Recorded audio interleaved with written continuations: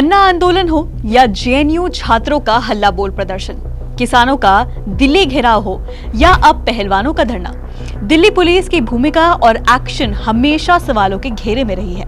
कानून व्यवस्था बनाने के नाम पर शक्ति प्रदर्शन से दिल्ली की छवि भी खराब हुई है। पुलिस कार्रवाई ने कई बार आंदोलन को और बड़ा कर दिया है, तो कई बार पुलिस को अपनी भूमिका के लिए माफी भी मांगनी पड़ी है। देश की सबसे बेहतरीन पुलिस सिस्टम होने के बावजूद प्रदर्शन हैंडल करने में दिल्ली पुलिस कई बार विफल रही है। 2011 में अन्ना आंदोलन के वक्त दिल्ली की एक अदालत ने पुलिस को खराब रवैया रखने की वजह से फटकार भी लगाई थी।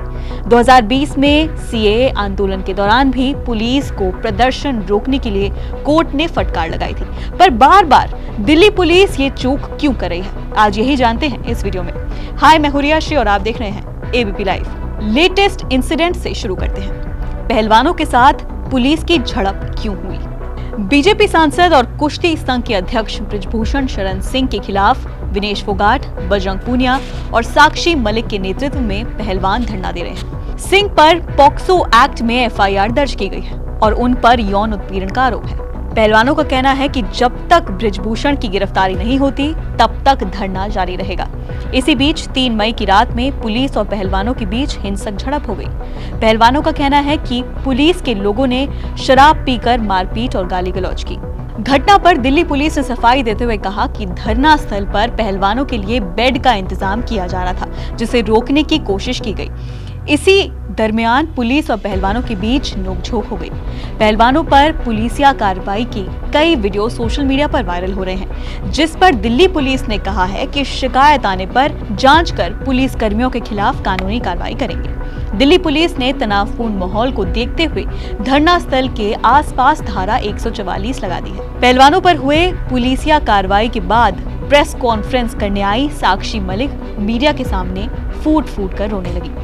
दिल्ली पुलिस की भूमिका पर सवाल क्यों उठ रहे हैं, ये जानना बेहद जरूरी है। दरअसल धरना स्थल पर पहलवानों के साथ झड़प और बाद में इलाके की घेराबंदी कर लोगों के जाने पर पाबंदी लगाना दिल्ली पुलिस की भूमिका पर कई सवाल खड़े करता है।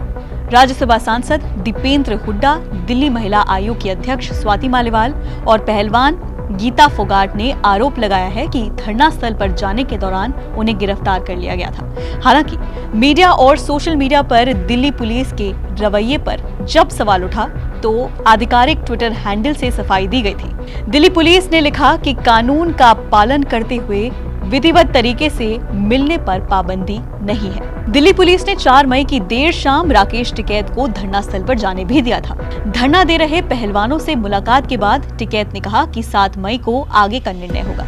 धरना प्रदर्शन नियंत्रण करने को रोकने पर कब कब दिल्ली पुलिस पर उठे हैं सवाल, ये भी जान लेते हैं। पहला, अन्ना आंदोलन। साल 2011 में लोकपाल बिल को लेकर अन्ना हजारे अपने समर्थकों के साथ दिल्ली के जेपी पार्क में अनशन पर बैठे थे। यहाँ पर दिल्ली पुलिस ने अन्ना और उनके समर्थकों को गिरफ्तार कर तिहाड़ जेल में भेज दिया था। अन्ना हजारे पर दिल्ली पुलिस की इस कार्रवाई से पूरा देश उबल पड़ा था। जगह जगह सरकार का विरोध शुरू हो गया था। राजनीतिक दबाव को देखते हुए दिल्ली पुलिस ने अन्ना को रिहा करने का फैसला किया था। इसके बाद अन्ना का आंदोलन रामलीला मैदान में हुआ, जिसके बाद कांग्रेस सरकार बैकफुट पर आ गई थी। दूसरा, जेएनयू छात्रों का प्रदर्शन। साल 2018 में जेएनयू के छात्र और कई प्रोफेसर्स छेड़छाड़ के आरोपी एक प्रोफेसर अतुल जौहरी पर कार्रवाई की मांग को लेकर संसद तक शांतिपूर्ण मार्च निकाल रहे थे। मार्च निकाल रहे छात्रों पर दिल्ली पुलिस ने आईने के पास लाठीचार्ज कर दिया था।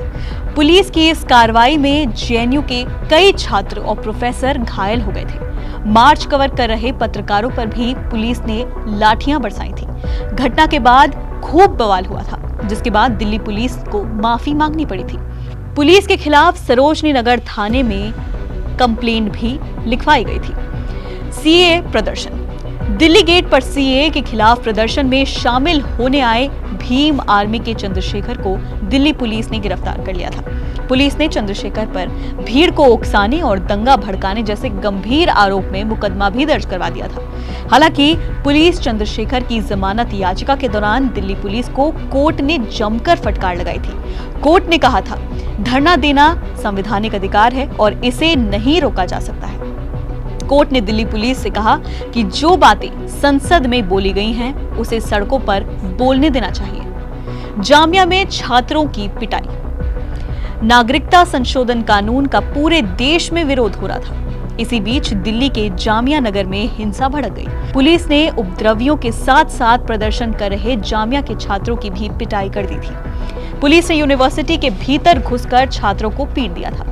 इस मामले में दिल्ली पुलिस की काफी आलोचना हुई थी। फरवरी 2023 में निचली अदालत ने भी दिल्ली पुलिस की भूमिका और जांच पर सवाल उठाए थे। अगला था किसान आंदोलन। दिल्ली में किसान आंदोलन के दौरान धरने पर बैठे किसानों को सुरक्षा न दे पाने की वजह से भी दिल्ली पुलिस रडार पर आ गई थी। दरअसल सिंधु और टिकरी बॉर्डर पर धरना दे रहे किसानों के साथ वहां के कथित स्थानीय लोगों ने मारपीट की थी। स्थानीय लोगों ने किसानों के खिलाफ नारे भी लगाए थे और टेंट में तोड़फोड़ भी की थी। दिल्ली पुलिस धरना स्थल पर हिंसा कर रहे लोगों पर कार्रवाई करने की बजाय मूक दर्शक बनकर बैठी थी। धरना हैंडल करने में क्यों चूक जाती है दिल्ली पुलिस? शांतिपूर्ण धरना देना आम नागरिकों का संवैधानिक अधिकार है, लेकिन इसके बावजूद धरना देने वालों के खिलाफ पुलिस कई बार चूक जाती है। उनका रवैया कई बार कठोर रहता है, कई बार इसको लेकर किरकिरी भी हो जाती है। हालांकि इसमें कोर्ट अब तक कोई बड़े स्तर पर सुधार नहीं कर पाए हैं। इसके पीछे कई लोग मानसिकता को वजह मानते हैं। धरना हैंडल में मिसमैनेजमेंट की वजह से पुलिस की भूमिका पर कई सवाल उठते हैं। एक रिपोर्ट के मुताबिक दिल्ली में करीब 95,000 पुलिसकर्मी हैं। इनमें 40% कर्मचारी निचले यानी कांस्टेबल और सिपाही स्तर पर हैं। धरना के दौरान अमूमन इन्हीं कर्मियों को तैनात किया जाता है। उच्च स्तरीय ट्रेनिंग नहीं होने की वजह से इन कर्मियों का व्यवहार काफी कठोर होता है, जो बातचीत, बहस से झड़प और हिंसा में बदल जाता है। राजनीतिक दबाव को भी एक मुख्य वजह माना जा सकता है। दिल्ली देश की राजधानी है और यहाँ की पुलिस को सीधे केंद्र सरकार कंट्रोल करती है। अब तक धरना प्रदर्शन के जितने भी बड़े मामले में पुलिस की भूमिका पर सवाल उठे हैं, वो सभी केंद्र से जुड़े मामले रहे हैं। कई बार ऐसे दावे किए जाते हैं कि राजनीतिक दबाव के कारण पुलिस ढंग से काम नहीं कर पाती है। अब जान लेते हैं कि विरोध प्रदर्शन का मौलिक अधिकार क्या है। संविधान में मौलिक अधिकार के तहत आम नागरिकों को शांतिपूर्ण तरीके से किसी मामले पर विरोध प्रदर्शन करने का अधिकार दिया गया है। संविधान के अनुच्छेद 19(1)(b) में शांतिपूर्ण तरीके से बिना हथियारों के जमा होने का अधिकार है। साथ ही अनुच्छेद 19(1)(e) में अपनी मांगों को लेकर शांतिपूर्ण प्रदर्शन करने की इजाजत दी गई है। हालांकि पुलिस के पास भी कुछ अधिकार दिए गए हैं, जिससे कई बार धरने पर रोक लगाने का काम करती है वहां की पुलिस। मसलन सुरक्षा व्यवस्था को आधार बनाकर पुलिस किसी भी धरने के लिए परमिशन देने से इनकार कर सकती है। बिना परमिशन के धरना देना कानून की नजर में गलत है। दिल्ली में 1993 से जंतर मंतर एक महत्वपूर्ण धरना स्थल बन गया है। 1993 से पहले वोट क्लब और इंडिया गेट पर धरना और प्रदर्शन किया जाता था, लेकिन 1993 के बाद ये बदलकर जंतर मंतर पर आ गया है। खैर, जो भी अभी तक इस देश ने प्रदर्शन देखे हैं, आप दिल्ली पुलिस की उस पर कार्रवाई के बारे में क्या सोचते हैं, हमें नीचे कमेंट सेक्शन में बताइए। अगर आप हमारी राय से अग्री करते हैं तो हमें कमेंट सेक्शन में बताइए, और नहीं करते हैं तो भी हमें आप मैसेज बॉक्स में जरूर लिख सकते हैं। फिलहाल इस रिपोर्ट में इतना ही। बाकी अन्य खबरें जानने के लिए आप देखते रहिए एबीपी लाइव।